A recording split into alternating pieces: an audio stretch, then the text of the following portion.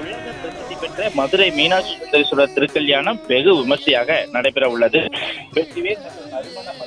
திருக்கல்யாண மேடையும் அலங்காரம் செய்யப்பட்டிருக்கிறது. உலக பிரசித்தி பெற்ற மதுரை மீனாட்சி சுந்தரேஸ்வரர் திருக்கோவில சித்திரை திருவிழா கடந்த ஏப்ரல் 29 கொடியேற்றத்துடன் துவங்கியது. ஒவ்வொரு நாளும் அம்மனும் சுவாமியும் பல்வேறு வாகனங்கள்ல காலை மாலை என 4 மாசி வீதிகளிலும் வலம் வந்தனர். திரளான பக்தர்களும் திரண்டு வந்து தரிசனம் செய்து சென்றனர். விழாவின் முக்கிய நிகழ்ச்சிகளாக மீனாட்சி அம்மன் பட்டாபிஷேகம் 6ஆம் தேதி நடைபெற்றது. நேற்று இரவு திக்கு விஜயம் முடிவடைந்த நிலையில சித்திரை திருவிழாவினுடைய 10ஆம் நாள் விழாவாக சிகர நிகழ்வாக மீனாட்சி சுந்தரேஸ்வரர் திருக்கல்யாணம் இன்று காலை சரியாக 8:35 மணிக்கு மேல் 8:59 மணிக்குள் மிதுன லக்கணத்தில் நடைபெற உள்ளது.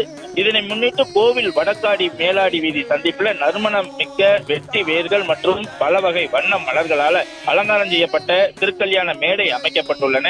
அலங்கார வளைவலும் பச்சரிசியால அலங்கரிக்கப்பட்டு இருக்கிறது. மீனாட்சி சுந்தரேஸ்வரர் திருக்கல்யாணத்தை முன்னிட்டு திருப்பரங்குன்றம் சுப்பிரமணிய சுவாமி கோயில் திரு தெய்வயானையோட பவள கனிவாய் பெருமாளும் இன்று இந்த கோவிலுக்கு இன்னும் சற்று நேரத்தில் வருகை தர இருக்கிறார்கள்.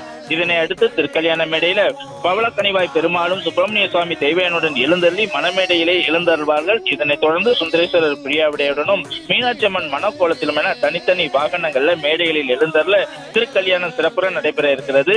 இந்த திருக்கல்யாண விழாவை முன்னிட்டு 3000 காவல்துறையினரும் பாதுகாப்பு பணியில ஈடுபடுத்தப்பட்டிருக்கிறார்கள்.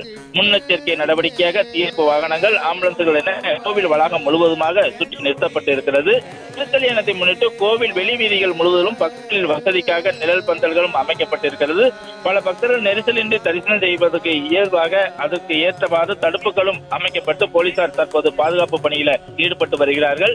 500 ரூபாய் கட்டண ரசீது பெற்ற 2500 பக்தர்கள் காலை 5 மணி முதல் 7 மணிக்குள்ள வடக்கு கோபுரம் வழியாகவும், 200 ரூபாய் கட்டண ரசீது பெற்றவர்கள் 3500 பேர் வடக்கு கிழக்கு சித்திரை வீதி வழியாகவும் வருவதற்காக அவங்களுக்கு தனித்தனியாக பாதைகள் அமைக்கப்பட்டு அவர்களும் வந்த வண்ணம் இருக்கிறார்கள்.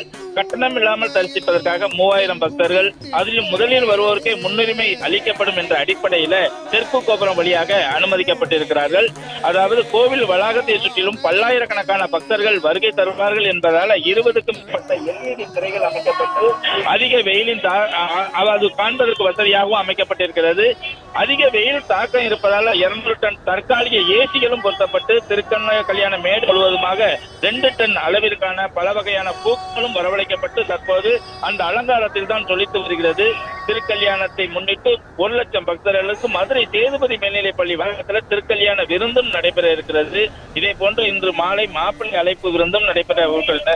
நேற்று மாப்பிள்ளை விருந்து நடைபெற்ற நிலையில இன்று அந்த திருக்கல்யாண அந்த விருந்தில் கலந்து கொண்டு சாப்பிட்ட பின்பாக மொய் விருந்து, அதாவது மொய் எழுதி வைக்கக்கூடிய அந்த நிகழ்வும் ஆண்டாண்டு முழுவதுமாக நடைபெற்று வரக்கூடிய ஒன்றாக இருக்கிறது. அப்படி மொய் எழுதி பிரசாதமும் பெற்றுக் கொள்வார்கள். இந்த ஆண்டு ஆன்லைன் மூலமாக பல்வேறு ஏற்பாடுகளும் செய்யப்பட்டிருக்கிறது. தற்பொழுது மதுரை மாநகரமே இந்த மீனாட்சி திருக்கல்யாணத்தால் விழா கோலம் பூண்டு வருகிறது. நன்றி ராஜ்குமார், தகவல்களுக்கு நன்றி.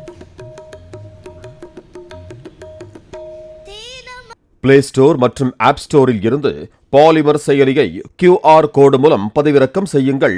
செய்திகளை உடனுக்குடன் பெறுங்கள்.